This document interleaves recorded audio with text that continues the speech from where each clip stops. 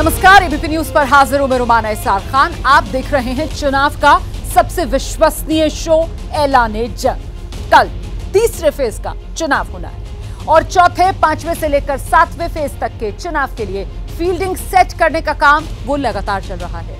उत्तर प्रदेश में BJP mission Rajput में लगी हुई है और पहले राजा भैया को साथ लिया गया और आज अब ये खबर आई कि जौनपुर में बाहुबली धनंजय सिंह की पत्नी ने बीएसपी के निशान पर चुनाव लड़ने से मना कर दिया है। जौनपुर में हुआ खेल या जीत के लिए है घालमेल। देखिए आज की कवर स्टोरी। 1 मई को जौनपुर से बाहुबली धनंजय सिंह की पत्नी श्रीकला सिंह ने बीएसपी उम्मीदवार के तौर पर नामांकन किया था, लेकिन 5 दिन में ही जौनपुर की सियासत में ऐसा उलटफेर हुआ कि श्रीकला की जगह मौजूदा सांसद श्याम सिंह यादव बीजेपी के उम्मीदवार बन गए। आज नामांकन के आखिरी दिन श्याम सिंह यादव ने नामांकन दाखिल कर दिया। ऐसे नाजुक मोड़ पर, ऐसे क्रूशियल समय पर और ऐसे आखिरी पल पर, क्षण पर अगर किसी को ऐसे के साथ ऐसा होगा तो अच्छा ही महसूस करेगा। और माननीय बहन जी ने जो मुझमें विश्वास जताया है आखिरी क्षण में, वो बहुत सराहनीय है। सवाल यह है कि चुनाव से पहले ही बाहुबली की पत्नी ने मैदान क्यों छोड़ा? पार्टी ने किसी मकसद के लिए टिकट काटा या फिर धनंजय सिंह की पत्नी ने खुद मैदान छोड़ दिया? जौनपुर और पूर्वांचल की राजनीति में धनंजय सिंह का बड़ा नाम है। जिस दिन धनंजय सिंह की पत्नी ने नामांकन दाखिल किया था उसी दिन वे जमानत पर बरेली जेल से छूटे थे। धनंजय सिंह की पत्नी के चुनाव में उतरने का सीधा घाटा बीजेपी के उम्मीदवार कृपा शंकर सिंह को होता हुआ दिखाई दे रहा था। मुंबई की राजनीति करने वाले कृपा शंकर सिंह भी राजपूत जाति से आते हैं। धनंजय सिंह की पत्नी अगर मैदान में होती तो फिर राजपूत वोटों का बंटवारा तय था। जौनपुर में 2.5 लाख ब्राह्मण, 2.5 लाख यादव, 2.5 लाख दलित वोटर हैं। इसके अलावा 2 लाख मुस्लिम वोटर हैं और करीब 2 लाख ही राजपूत वोटर भी हैं।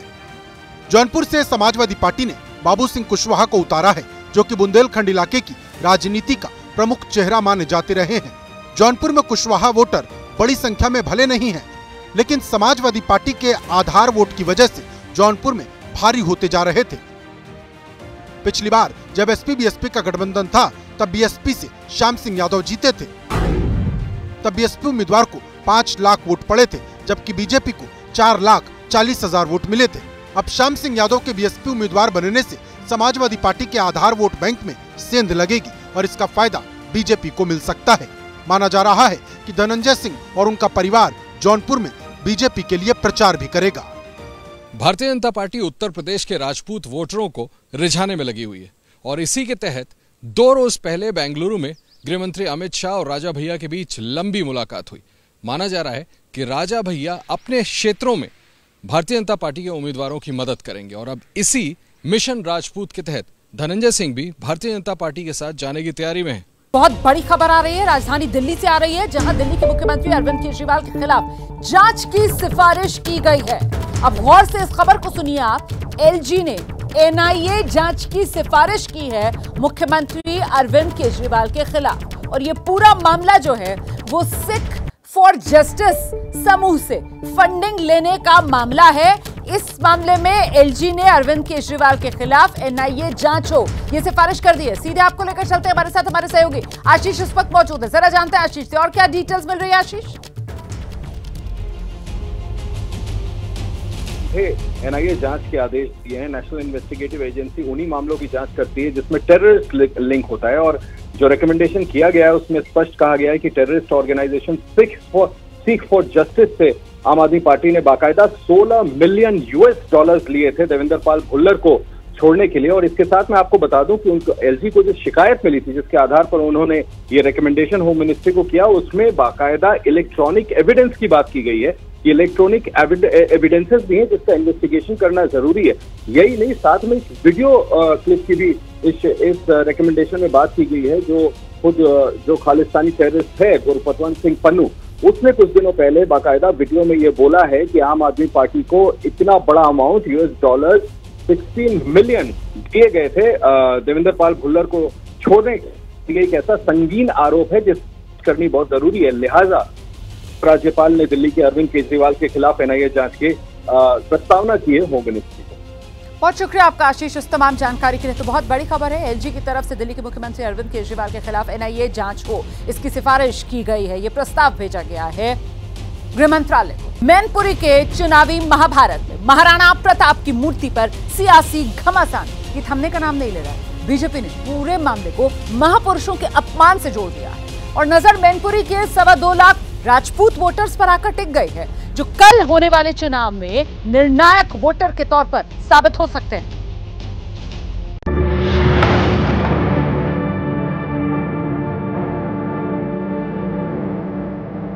उत्तर प्रदेश के मैनपुरी में वीर महाराणा प्रताप की मूर्ति और उस मूर्ति पर हुड़दंग करते समाजवादी पार्टी के कार्यकर्ता।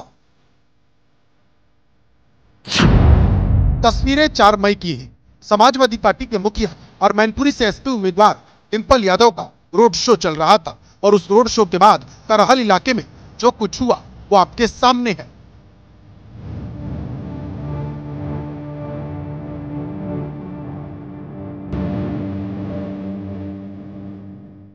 महाराणा प्रताप की मूर्ति पर सपा कार्यकर्ताओं ने पार्टी का झंडा लगा दिया, खूब हुड़दंग मचाया और जमकर पीएम मोदी के खिलाफ अपशब्दों का इस्तेमाल किया। एक्शन में आई पुलिस फिलहाल समाजवादी पार्टी के कई कार्यकर्ताओं पर एफआईआर दर्ज करनी है। ये एक पार्टी का रोड शो का कार्यक्रम था, जिसमें जब रोड शो खत्म होने के बाद कुछ लड़के जो इसमें महाराणा प्रताप की चौक पे आए और चबूतरे पे चढ़े और कुछ पार्टी विशेष का झंडा लगाने का प्रयास किए और वहाँ पर कुछ नारेबाजी की, जिसमें यहाँ पर जो सीसीटीवी फुटेज हैं उनको देखा जा रहा है और जो लोग हैं उनसे वार्ता की जा रही है। सारे साक्ष्यों को इकट्ठा किया जा रहा है और उसमें जो भी दोषी होगा उस पर कार्रवाई। तीसरे चरण के चुनाव से ठीक एक दिन पहले मैनपुरी में महाराणा प्रताप की मूर्ति के अपमान का मुद्दा अब सियासी महाभारत में तब्दील हो चुका है। बीजेपी पूरे मामले को महानायकों और राजपूतों के अपमान से जोड़ रही ताकि वोटिंग से पहले मुद्दे का सियासी माइलेज लिया जा सके।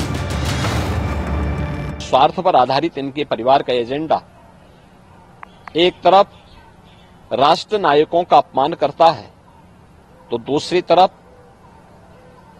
माफिया और आतंकी तत्वों को ये लोग प्रश्रय देते हैं, प्रोत्साहित करते हैं, उनका महिमा मंडन करते हैं। जिस प्रकार से राष्ट्र नायक महाराणा प्रताप जी की मूर्ति पर चढ़कर इन्होंने उसे कलंकित करने का काम किया, उसे निश्चित रूप से ये निंदनीय है। जो तुष्टीकरण की नीति अपनाई है उसके आधार पर मैं कह सकता हूं कि ये राष्ट्र नायकों का अपमान भी समाजवादी करने से पीछे नहीं हट रही है और वो भी अपने राष्ट्रीय अध्यक्ष जी की मौजूदगी। बीजेपी हमलावर हुई तो समाजवादी पार्टी ने भी जवाब देने में बिल्कुल देर नहीं की और पूरे घटनाक्रम को बीजेपी की साजिश करार दे दिया। समाजवादी लोगों ने हमेशा महाराणा प्रताप जी का सम्मान किया है और मुझे खुशी इस बात की कि समाजवादी और तमाम क्षत्रिय संगठन के लोग मुझसे मिले थे, जिसकी वजह से महाराणा प्रताप जयंती को समाजवादियों ने उनके सम्मान में जयंती की थी। राजनीति के लिए भारतीय जनता पार्टी कुछ भी कर सकती है। राजनीति के लिए भारतीय जनता पार्टी किसी सीमा तक जा सकती है। बड़ा रोड शो देख के मैं समझती हूँ भाजपा को मनोबल जहाँ कहीं ना कहीं गिरा है, वहीं तभी इस तरह की हरकत जो भाजपा द्वारा करी गई है और इस तरह का तनाव पैदा करने की कोशिश करी गई है। लेकिन ऐसा कुछ नहीं है। हम चाहते हैं कि शांतिपूर्ण ढंग से चुनाव स्थापित हो और सभी इन चुनावों में अपना योगदान करें। मैनपुरी में मुकाबला डिंपल यादव और बीजेपी उम्मीदवार जयवीर सिंह के बीच है। इसी वजह से बीजेपी राजपूतों के अपमान का मुद्दा जोर शोर से उठा रही। मैनपुरी में करीब 17.5 लाख वोटर हैं, जिसमें लगभग 2.25 लाख क्षत्रिय वोटर हैं और इन्हीं वोटरों को बीजेपी टारगेट कर रही ताकि राजपूत वोट एकजुट किया जा सके। कुल मिलाकर मैनपुरी का सियासी तापमान महाराणा प्रताप के मुद्दे पर गर्म है। हालांकि अगले महीने 4 जून को आने वाले नतीजों में ये साफ होगा कि मैनपुरी में मुलायम परिवार की विरासत की जीत होगी या इस बार जनता मोदी की गारंटी पर मुहर लगाएगी। आरजेडी के नेता तेजस्वी यादव के व्हीलचेयर पर घूमने वाला वीडियो वायरल है।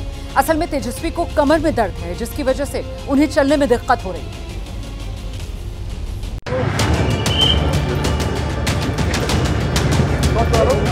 बिहार में आरजेडी के स्टार प्रचारक और नेता विपक्ष तेजस्वी यादव की व्हीलचेयर वाली ये तस्वीर रविवार की है।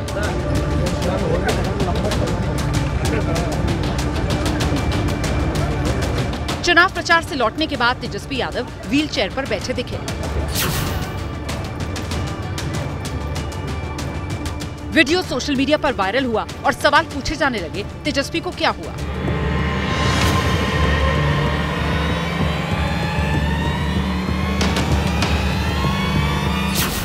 हालांकि खुद उन्होंने कल सुपौल के मंच से बैठे बैठे भाषण दिया और बताया कि तकलीफ है क्या।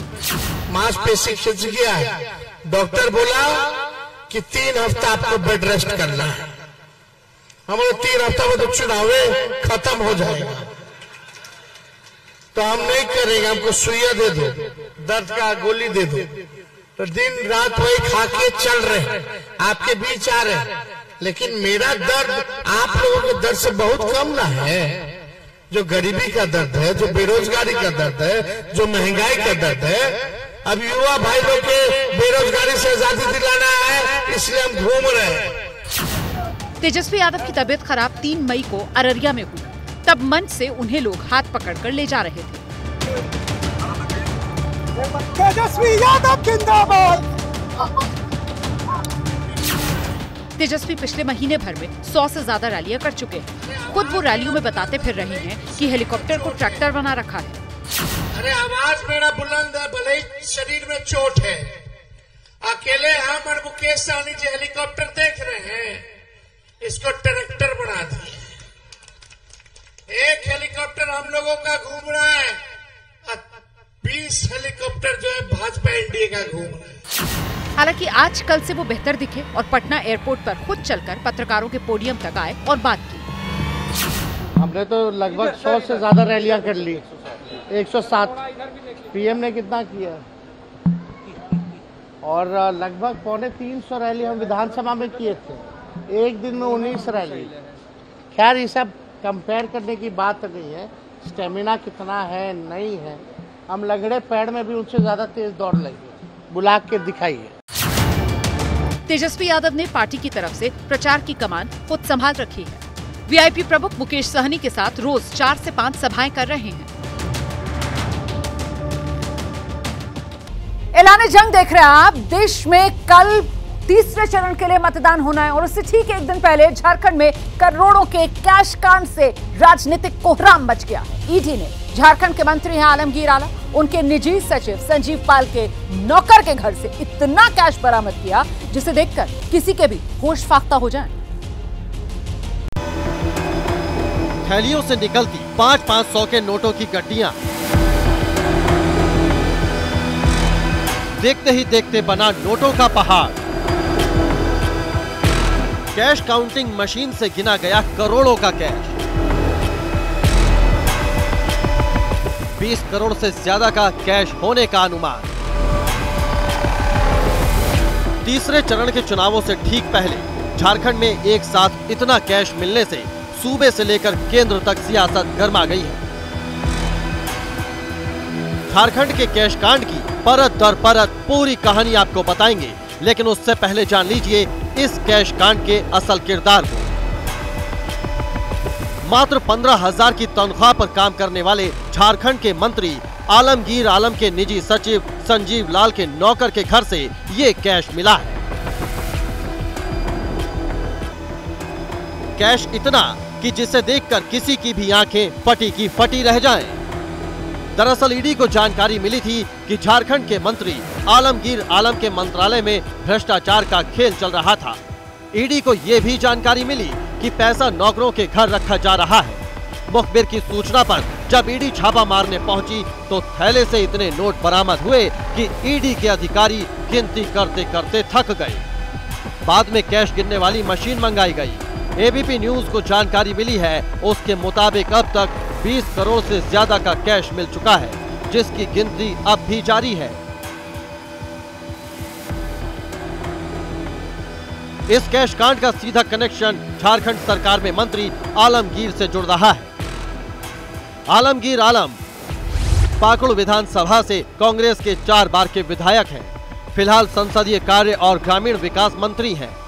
20 अक्टूबर 2006 से 12 दिसंबर 2009 तक झारखंड विधानसभा के अध्यक्ष भी रहे। राजनीतिक जीवन की शुरुआत गांव के सरपंच बनकर की थी और साल 2000 में पहली बार विधायक बने थे। संजीव लाल एक सरकारी मुलाजिम है, वो हमारा पीएस है। इसके पहले भी एक जगह नहीं दो मंत्री का पीएस रह चुके थे, उसी आधार पर उसको हम लोग लाए थे। अब बाकी अभी जो चर्चा चल रही है वो ईडी में, तो वो तो जब तक उसका निष्कर्ष नहीं आएगा तब तक उस पर कुछ टिप्पणी करना उचित नहीं। इधर तीसरे चरण के चुनाव से ठीक पहले कैश कांड पर बीजेपी को कांग्रेस पर हमला करने का सीधा मौका मिल गया है। आज यहाँ पड़ोस में झारखंड में नोटों के पहाड़ मिल रहे हैं, नोटों के पहाड़। लोगों ने चोरी किया, माल पकड़ रहा है मोदी वहां। अब मुझे बताइए, मैं चोरी बंद कर दूं, इनकी कमाई बंद कर दूं, इनकी लूट बंद कर दूं, तो मोदी को गाली देंगे कि नहीं देंगे? मुझे आपकी पाई बचानी चाहिए कि नहीं बचानी चाहिए? आपके हक का पैसा बचाना चाहिए कि नहीं बचाना चाहिए? झारखंड में 30 करोड़ रुपए एक मंत्री के यहाँ से पकड़ा गया, यहाँ से 51 करोड़ पकड़ा गया था।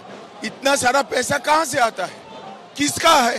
ये राहुल गांधी जो कहते थे ना कि मैं आऊंगा, सर्वे करूंगा और फिर संपत्ति का बंटवारा कर दूंगा। मतलब मंत्री तो छोड़िए, मंत्री के निजी सचिव तो छोड़िए, निजी सचिव के नौकर के यहां करोड़ों मिल रहे हैं। तो देश की जनता को समझना चाहिए कि ये तथाकथित संपत्ति के बंटवारे की तथाकथित क्रांति के बारे में अगर कोई उनके मन में भ्रांति हो देश में, तो वो स्पष्ट हो जानी चाहिए। ईडी ने झारखंड सरकार को ग्रामीण विकास मंत्रालय में हो रहे भ्रष्टाचार को लेकर पिछले साल मई में एक लेटर भी लिखा था और कहा था कि इस मामले में सरकार जांच करे, लेकिन इस पर कार्रवाई नहीं हुई। और आज की छापेमारी के दौरान वो लेटर भी बरामद हुआ है। झारखंड में एक साथ इतना सारा कैश पहली बार नहीं मिला है। बीते साल दिसंबर में भी झारखंड में भारी मात्रा में कैश बरामद हुआ था। कांग्रेस के राज्यसभा सांसद और कारोबारी धीरज साहू के ठिकानों से इनकम टैक्स विभाग ने 350 करोड़ से ज्यादा का कैश बरामद किया था।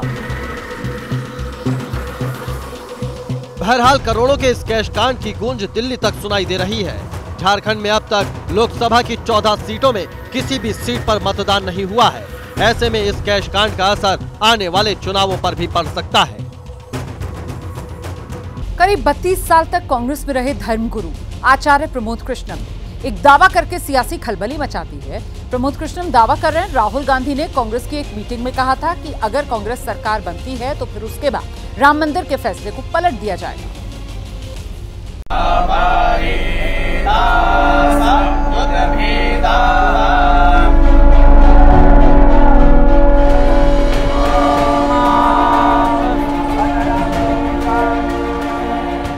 22 जनवरी को राम मंदिर के उद्घाटन के बाद पीएम मोदी ने रविवार को रामलला के दूसरी बार दर्शन किए, लेकिन इस दर्शन के अगले ही दिन कांग्रेस के नेता रहे प्रमोद कृष्णम ने एक दावा करके सियासी सनसनी मचा दी। जब राम मंदिर का फैसला आया, राम मंदिर बनना शुरू हुआ, उसके बाद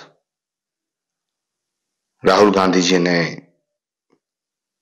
अपने नजदीकी लोगों की एक बैठक में अमेरिका के रहने वाले अपने एक शुभचिंतक के कहने पर, इशारे पर, सलाह पर यह बात कही थी कि अगर हमारी सरकार बनती है तो हम सुपर पावर कमीशन बना करके राम मंदिर के फैसले को पलट देंगे। आचार्य प्रमोद कृष्णम की माने तो राहुल गांधी ने बैठक में फैसला पलटने के लिए बाकायदा शाहबानो केस का जिक्र किया था। हमारी सरकार बनती है तो हम सुपर पावर कमीशन बना करके राम मंदिर के फैसले को पलट देंगे। उन्होंने ये भी कहा था जिस तरह शाहबानो का फैसला राजीव गांधी जी ने पलटा था, 3 तीन तलाक के मुद्दे को लेकर के शाहवानों का फैसला, सुप्रीम कोर्ट का जो फैसला था उसको बदल दिया गया था। तो जब शाहवानों का फैसला बदला जा सकता है तो राम मंदिर का फैसला क्यों नहीं बदला जा सकता है? सवाल ये कि वाकई में कांग्रेस सत्ता में आती है और राम मंदिर का फैसला पलटती है तो जो भव्य रामलला का मंदिर अयोध्या में बना है उसका क्या होगा? बीजेपी कह रही है कांग्रेस का ट्रैक रिकॉर्ड बताता है वो राम मंदिर की विरोधी रही है। कि जी इस बात पर पूरी तरह से यकीन किया जा सकता है। आप देखिए कांग्रेस का क्या ट्रैक रिकॉर्ड है। उनकी पुरानी सोच, जिस तरह से भगवान राम को लेकर और आस्था के सवालों पर जो उनका रवैया रहा है, जिस तरह से कपिल सिब्बल सुप्रीम कोर्ट में जाकर कहते हैं कि तारीख को और बढ़ाया जाए, उस अदालती लड़ाई का जिसके खत्म होने का इंतज़ार पूरा देश कर रहा था, और उसके प्रति क्या सोच रही है भगवान राम को लेकर और राम मंदिर को लेकर, तो पूरी तरह से उनकी सोच जाहिर है। यहाँ समझने वाली बात यह भी है कि राम मंदिर के उद्घाटन के लिए कांग्रेस के शीर्ष नेतृत्व को न्योता भेजा गया था, जिसे उन्होंने ठुकरा दिया। और उधर मुंबई की राजनीति में शहीद हेमंत करकरे की शहादत पर सियासत हो रही है। कांग्रेस के एक बड़े नेता ने 2 दिन पहले करकरे को लगी गोली पर सवाल उठाए और अब बीजेपी ने इसे चुनावी मुद्दा बना दिया है।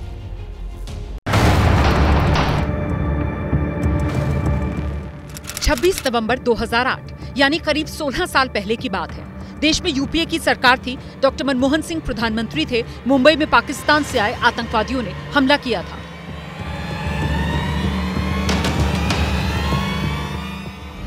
इसी हमले में उस रात शहीद हुए थे महाराष्ट्र एसटीएफ के चीफ हेमंत करकरे। 16 साल बाद महाराष्ट्र की राजनीति में हेमंत करकरे की शहादत पर सियासत हो रही है। हेमंत करकरे साहेबांचा ती गोळी कसाबच्या बंदुकीतली नव्हती, कुठल्या अतिरेक्यातली नव्हती, तर ती गोळी एका पोलीस अधिकाऱ्यांची होती, आरएसएस समर्पित। त्यावेळेस ते पुरावे लपवणारा देशद्रोही कोण असेल तर तो उज्ज्वल निकम आहे, आणि अशा देशद्रोहाला जर तिकीट भारतीय जनता पक्ष देत असेल। मुंबई हमले के गुनहगार आतंकी कसाब को फांसी के फंदे पर ले जाने वाले वरिष्ठ वकील उज्ज्वल निकम बीजेपी के टिकट पर चुनाव लड़ रहे हैं और इसी चुनावी चक्कर में एक जांबाज शहीद अफसर की शहादत को सूली पर चढ़ाया जा रहा है। जुडिशियल फाइंडिंग क्या है कि कसाब ने इकबाली बयान में कह दिया है कि मैं और मेरा दोस्त कामा हॉस्पिटल के बाहर आ रहे थे, तब हमको एक पुलिस जीप दिखी, हमने फायरिंग शुरू कर दिया। उसमें 3 पुलिस ऑफिसर मारे गए, उनकी डेड बॉडीज हमने पीछे डाल दी और हम जीप लेके गए। एक ड्राइवर था जो गाड़ी रिवर्स ले रहा था, उसने चश्मदीद गवा ली है। अगर भाई आप उस वक्त तो आपका राज था ना, पर मिर्ची में मेरी उम्मीदवारी घोषित होने के बाद आपको ये नया शोध लग गया, मिर्ची लग गई। अरे भाई कहाँ क्या आरोप कर रहे हैं? पाकिस्तान क्या कहेगा? अब तक पाकिस्तान ने कभी नकारा नहीं है कि करकरे और 3 पुलिस ऑफिसर जिनको शहादत मिली वो मानते हैं, क्योंकि हमने जुडिशियल प्रूफ दिया है। कांग्रेस नेता के बयान ने मुंबई की राजनीति को गरमा दिया है। बीजेपी समर्थक सड़क पर उतरकर कांग्रेस को पाकिस्तान परस्त बता रहे हैं। मुंबई में बीजेपी के कार्यकर्ता विरोध कर रहे हैं तो दिल्ली में पार्टी ने प्रेस कॉन्फ्रेंस करके कांग्रेस को घेरा। मुझे नहीं लगता है कि पाकिस्तान को ऐसा मॉरल कवर फायर कभी भारत के किसी नेता ने दिया होगा। अरे चंद कट्टरपंथी वोटों की सियासत के लिए पाकिस्तान को कवर फायर देने के लिए किस सीमा तक आप जाएंगे? कि आप अपनी सरकार की जांच एजेंसी को झुठलाएंगे, आप अपनी सरकार के कोर्ट को झुठलाएंगे। कांग्रेस पर बीजेपी हमलावर है और कांग्रेस की सहयोगी उद्धव ठाकरे की शिवसेना डैमेज कंट्रोल की कोशिश में लगी है। कसाब और उनकी टोली मुंबई में घुसी तो करकरे साहब उनके साथ लड़ रहे थे। कसाब की गोली से लगे और कोई टेररिस्ट उनके गोली से लगे, वो हमारा काम नहीं है, लेकिन बैटलफील्ड पर करकरे साहब थे। फिलहाल बीजेपी ने इसे सियासी मुद्दा बना दिया है। चुनाव आयोग को लिखित शिकायत दी गई है और विजय वडेट्टीवार के खिलाफ केस दर्ज करने की मांग की गई है। सवाल ये, क्या कांग्रेस के नेता चुनावी माहौल में कसाब का जिन्न निकालकर पाकिस्तान को क्लीन चिट देना चाह रहे हैं?